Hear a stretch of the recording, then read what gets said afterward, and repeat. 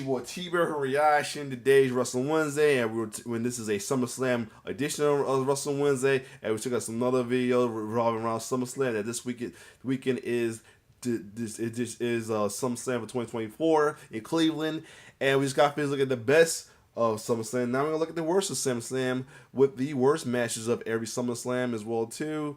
And the thumbnail for the cover is definitely should be on there as well too. So anyway, let's see what other than that, what other matches were the worst of every SummerSlam. Let's get it. Last week, we took a long and lovely look at every single slam to happen in a summertime ring and picked out the very best one from each and every calendar year. We may not have all agreed on every point, but when you disagree about things being brilliant, how can you not have a good time? That is a rhetorical question. This is the internet, after all. One such topic that probably won't yield a happy discussion is this week's angrier counterpart that makes me wish that summer would come to an even faster end, skipping all of your lovely vacation.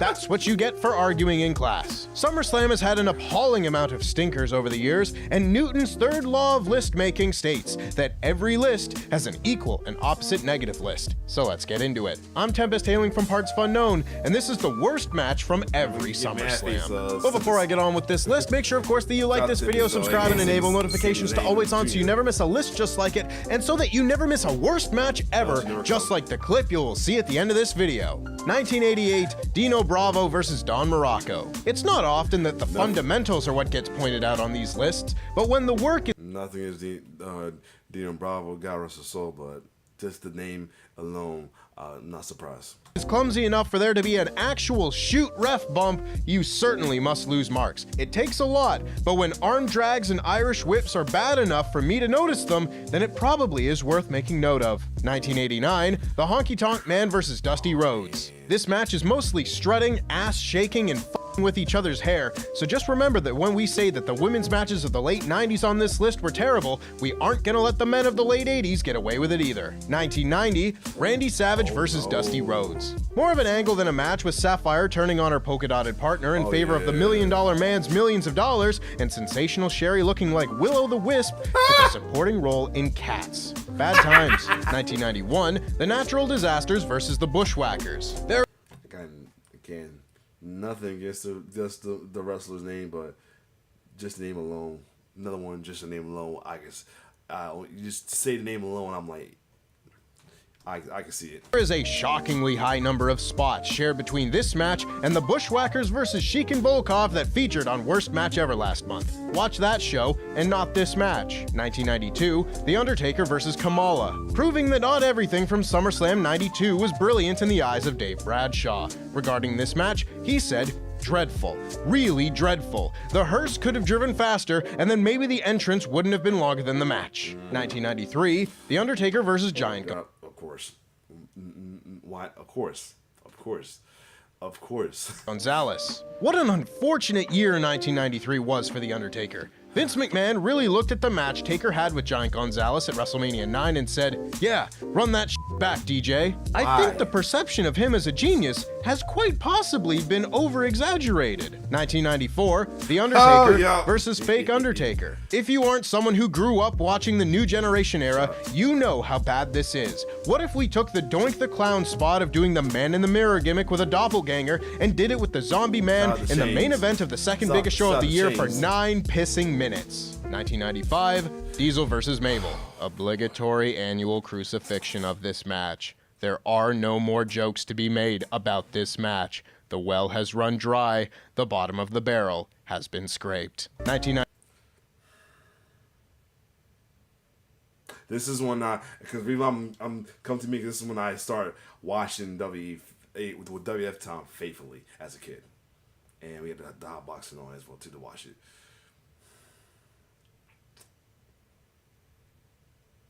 And then find out later on about this match and everything. But stemming forward though, that match there is by Mabel, aka Viscera, aka Big V. Nelson Frazier fell down from grace in his from being a championship contender to being mid card to low card at best because of that match.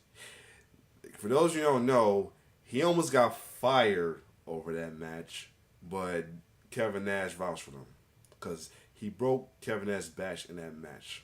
So yeah. R.I.P. Nelson Fraser, but yeah, that's the match that match right there is the reason why he fell from grace. Anyway, let's keep going. 96, Jerry Lawler versus Jake Roberts. For however funny it may be to watch the die-hard Cleveland Browns fan Jerry Lawler be forced to parade around in a Baltimore Ravens jersey, the quote-unquote comedy he does is f***ing abhorrent. Horrible jokes about Cleveland, Mark Henry, and Jake's alcoholism all served as prelude for a wretched ending to a wretchedly distasteful feud. Lawler won, by the way. No comeuppance. 1996. Like, I get it, he's a heel, but some stuff they was just doing too much. You see this around the time they was doing this during the dark era times of the New Generation era. Oh boy, this when he hurt his neck. 7, Steve Austin versus Owen Hart. This isn't the worst in the way the other matches on this list are the worst, but if you ask me what match from SummerSlam 97 I would want to watch the least, it would unquestionably be this one, for obvious reasons. 1998, The Oddities versus Kai and Tai. Another, just the name says it all. Nothing against the guys, but the name says it all right there. Now what the f was this? The restless crowd, the racist commentary, the ICP around at ringside. This is the worst match on this list, and it gave me a migraine. 1999, Ivory versus Tori. Oh yeah, oh man. I'm not gonna lie, I was highly disappointed with this match. With everything they built up with this rivalry for this is when I start watching wrestling again faithfully. And I got into Ivory and Tori, their feud. This feud was pretty good leading up to it, but the outcome of the match was very disappointing. It was. Come a long way. 2000, The Cat versus Terry. A long... Again, even the ladies, name says it all. Long way. 2001, Brothers of Destruction versus DDP and Canyon. Between this and their match the following show with Chronic, I think the Brothers of Destruction might have had the lowest scores for the duration of the invasion. This match is just gross. It's The Undertaker and Kane beating the shit out of DDP and Canyon for having the nerve to work for WWE. 2000. I won't say that if you look back at that the Alliance one out of them, they did have like the worst end of it though as well too. They had some great matches, but compared to everybody else, they did have the worst end of that. To be the top stars, out of the top stars would say they had the worst end of the as far as Team WWE side of the Alliance, the Invasion storyline. They did. You can't deny they did. No matter what they did, not just the fact that you have Undertaker versus Test. Yeah, just saying. That just as the matchup says it all. Not the names, because they're I fucks with both. Test got the best move in the game, but the matchup says it all right here. 2002, The Undertaker versus Test. It's a unique distinction to be the worst match of the best SummerSlam, and really it isn't bad, although it does lack the energy and youth that most of the rest of the card exhibits. 2003, Shane McMahon versus Eric Bischoff. Why did they keep trying to make Eric Bischoff wrestle when he never once had a good match? Like, ever? Is this the one with John Coachman, Turner Hill? If so, then yeah. Not even one? At least Shane was a non-wrestler who could sometimes pull one out, but you probably needed a Kenny Omega level performer to get a good match out of Bish, and well, Shane McMahon was not that. 2004. Yup, that's the one with John McCosher told Turner Hill. That heel turn was hella random for reason. Oh, fuck.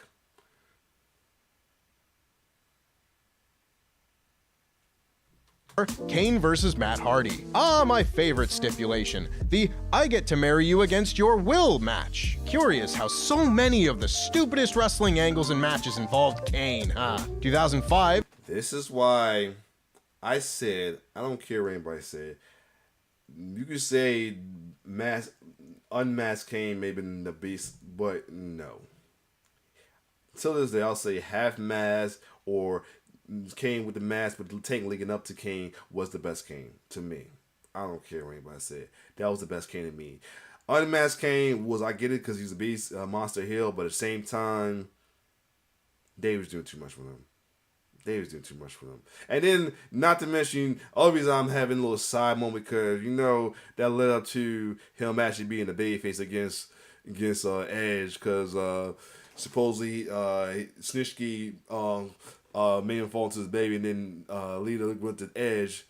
They supposed to be heel, but the way Kane did Lita, remember the many dilemmas I tell you about in wrestling? That's another one. Kurt Angle versus Eugene. Yeah.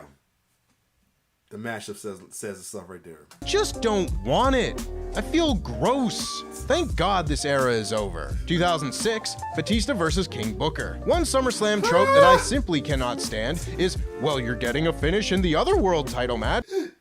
I'm laughing, right? I'm laughing while you say it. Batista is down. Batista is down. Batista is down.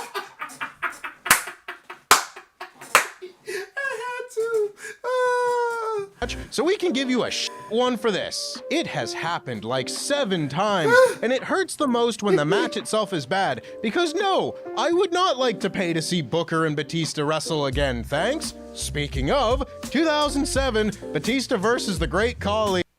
Matchup says it all, and all the name. And funny thing about it, I saw that video of Drake Khali when he's wrestling New Japan. What the fuck happened, yo?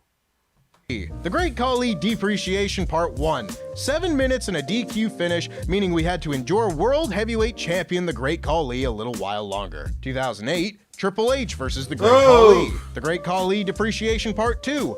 No, Triple H, you are not the answer to the question of how does one get a good match out of the Great Khali. 2009, Kane versus the Great Khali. The Great Khali Depreciation Part 3. How is it possible that someone thought it was a good idea to book Kane versus the Great Khali in front of a live television audience in 5 different calendar years? 2010, Big Show versus the Straight Edge Society. Now you see, students, if you turn to page 66 in your textbook, How to Destroy a Faction for Dummies, you will see an illustration of a tall man named Paul categorically crushing every ounce of credibility the Straight Edge Society had. Use at your own discretion. 2011, Mark Henry versus Sheamus.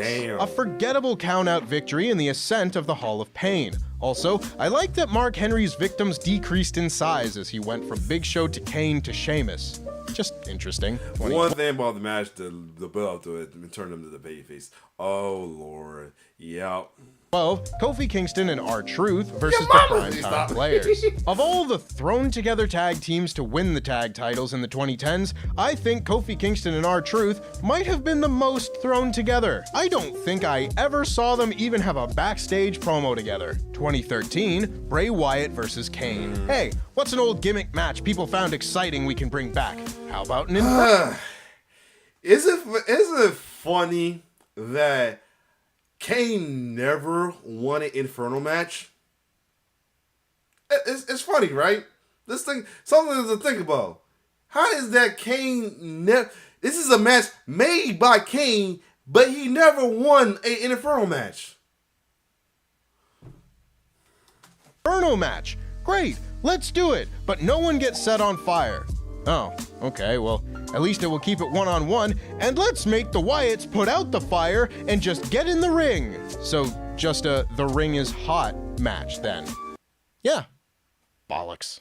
2014, Paige versus AJ Lee. Honestly, not even a bad match. This is just a good SummerSlam and something had to take the spot. Paige and AJ Lee was a step towards having the long-running rivalries that the women's division of the time needed, but with a sub-5-minute match as the payoff, we still had a ways to go. 2015, The Miz versus Big Show versus Ryback. At one point, Big Show slams Ryback onto The Miz in this match, and I can't help but think that no one spoke up that maybe that spot should have happened. I guess it is worse because it's definitely be a forgettable match because I'm trying to remember this match. Happened the other way around. This is what you got with IC champ Ryback. Not good. 2016, The Miz versus Apollo Crews. When people lose their mind over The Miz's 2016 IC title reign, I would like to remind them that this was the actual quality of most of it. Not just that match with Ziggler and the Talking Smack promo. 2017, Big Cass versus Big Show. The only way they could have made me want to see this match was if they both put the word big on the line. Hell, they could have had Big E in there too for that matter. Would have been better than watching Enzo Amore oil himself up to slip through the bars of his shark cage like the world's worst leopard-printed stripper. 2018,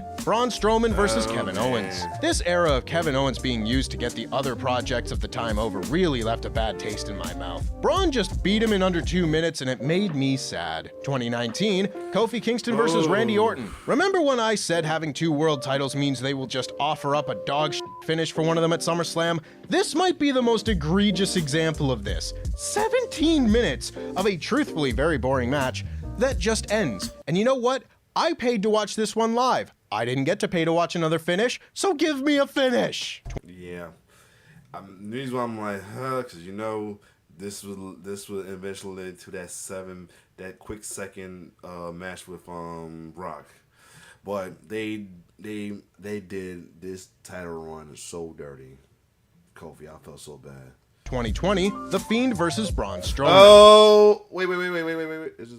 Either way, yeah, I understand. Yep. The Braun Strowman Universal title reign doesn't get remembered for being one of the worst title reigns ever because it was during the empty warehouse era, but at the very least, this match put it to rest. 2021, Becky Lynch versus Bianca Belair. This match made Bianca Belair cry, and I don't care if it all worked out in the end at WrestleMania. Definitely. You do not need to be making Bianca Belair cry. No. There was always going to be a better way to do this. 2022, Liv Morgan versus Ronda Rousey. I really don't like the trope of babyface champion gets pinned but also taps out but the referee doesn't see it. On one hand, the babyface is a loser who gave up but is just gonna pretend that didn't happen. Not very honorable. But on the other hand, just wait 3 more seconds. And 2023, Shayna Baszler versus Ronda Rousey. No more worked MMA. We as a society have moved past the need for worked MMA. I'm not sure we ever had a need for worked MMA. At the very least, this... So, here's the thing. If the match with Brock Lesnar and what's the fuck his name is for the fuck that fucking name was that pretty much bold, let me see, took over overshadowed the mess that Kofi dealt with, Cain Velasquez. If that didn't work out, what you made you think this was gonna work out in a shoot style way? Could have. Not say no more. Worst match of the year contender put to rest the 1.5-year dreg of society that was Ronda Rousey's return run. Thank you, SummerSlam! And that's our list. Make sure, of course, that you like this video, subscribe, and enable notifications to always... Oh, what's that? Anyway, either way, there you have it, the worst match. Some, a lot of them a good amount of them I definitely remember. Some I did, this was before my time while I fully watched WWE, and just by the name of it, understand. Just by the name of it, I would have said, yep, I completely understand. So other than that, if you like my reaction, like, share, subscribe to my YouTube channel. It's your boy T-Bear signing off. One love.